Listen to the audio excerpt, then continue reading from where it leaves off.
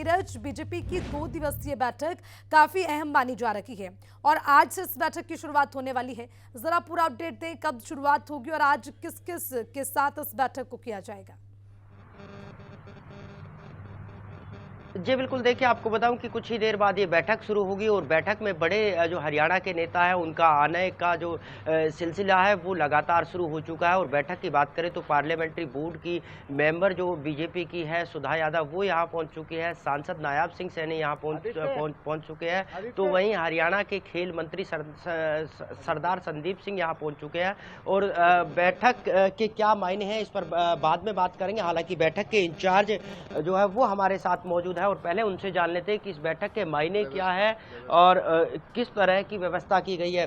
भाटी जी, आपसे जानना चाहूंगा किस तरह की व्यवस्था की गई है और क्या इस बैठक के मायने। देखिए, ऐसा है, राष्ट्रीय पदाधिकारियों की अभी कुछ दिन पहले बैठक हुई थी दिल्ली के अंदर। उसी को लेकर उसमें जो हमारे मुद्दे आगामी चुनाव को लेकर जो व्यवस्थाएं बनानी है, जो कार्यक्रम तय करने हैं, उन सारी चीज़ों को लेकर आज हरियाणा प्रांत के पदाधिकारियों की बैठक इसमें रखी गई है। और दूसरे दिन यहाँ पर हमारे सांसद, विधायक और मंत्री, उन सब की बैठक 12:30 बजे कल से चालू होगी। इस बैठक में मंत्रियों का रिपोर्ट कार्ड, विधायकों का रिपोर्ट कार्ड, सांसदों का रिपोर्ट कार्ड भी मांगा जाएगा। नहीं, देखिए ऐसा है, माननीय मुख्यमंत्री जी ने अभी कैबिनेट की बैठक करी थी और उसमें काफ़ी योजनाएं प्रदेश को दी हैं। और उन योजनाओं को देने के बाद में अब उन्होंने तय किया है कि भाई हर कार्यालय में, जहाँ पर कोई कार्यालय है वहाँ पर कम से कम 1-1, 2-2 घंटे हमारे मंत्री लगाएं, जिससे कि जनता को और ज़्यादा सहूलियत के साथ में उनके काम कर सकते हैं। इस बैठक के जरिए नगर निगम चुनाव, चाहे वो गुरुग्राम का हो, फरीदाबाद का हो, मानेसर का हो, उन पर भी चर्चा होगी। हाँ बिल्कुल होगी, क्यों नहीं होगी। चर्चा, पार्टी है तो चुनाव के ऊपर ही चर्चा होती है ज़्यादातर तो। और चुनाव को लेकर पार्टी के लिए चुनाव जो महोत्सव का रूप होता है, एक तरीके से सारी तैयारियां ही चुनाव के लिए की जाती हैं। संगठन के कार्यकर्ता सभी चुनाव की दृष्टि से लगे हैं और अपने अपने क्षेत्र में, अभी आपने देखा होगा पंचायत और नगर परिषद और हमारे जिला परिषद के चुनाव हुए, उसमें भी पार्टी बड़ी अच्छे ढंग से चुनाव लड़ा और आई है लड़की। थैंक यू जी।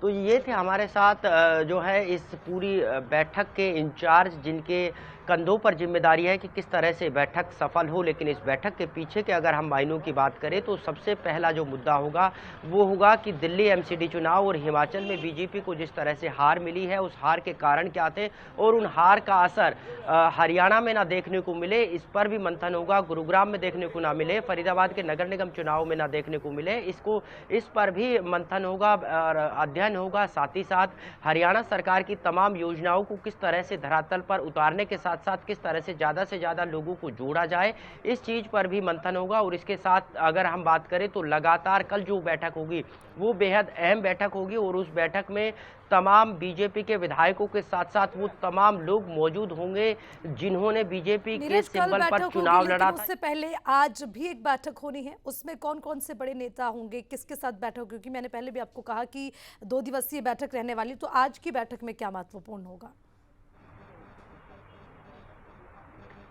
जी बिल्कुल, अगर आज की बैठक की हम बात करते हैं तो ये बैठक हरियाणा बीजेपी के संगठन की बैठक है और इस बैठक में तमाम जिलों के प्रभारियों के साथ साथ जिला अध्यक्ष और हरियाणा बीजेपी के जितने भी मेंबर हैं या जो पदाधिकारी हैं उन तमाम लोगों को यहाँ बुलाया गया है। और चर्चा ऐसी बात की होगी कि संगठन को किस तरह से मजबूती के साथ खड़ा किया जाए और आगामी जो चुनाव है उनमें पार्टी किस तरह से काम करेगी, किस तरह से एक एक बीजेपी के वर्कर को साथ लेकर एक एक वोटर तक पहुँचने की कोशिश बीजेपी करेगी और किस तरह से 2024 के जो लोकसभा के चुनाव है उनके तुरंत बाद हरियाणा में विधानसभा के चुनाव है, उनमें किस तरह से बीजेपी हरियाणा में एक बार फिर अपना कमल खिलाने में कामयाब होगी और किस तरह से आगे पार्टी को काम करना है, इन तमाम चीज़ों पर मंथन होगा। और साथ ही साथ हरियाणा सरकार की जो तमाम योजनाएं हैं उनके बारे में लोग क्या सोचते हैं उसका फीडबैक भी लगातार जो जिला प्रभारी है, जिला अध्यक्ष है, उनसे लिया जाएगा ताकि हरियाणा सरकार की तमाम योजनाओं में अगर कोई गड़बड़ी है, लोगों के हिसाब से अगर उसको चेंज करना है तो वो चेंज भी इस बैठक के जरिए किया जा सकता है। इस बैठक में उस पर भी चर्चा होगी।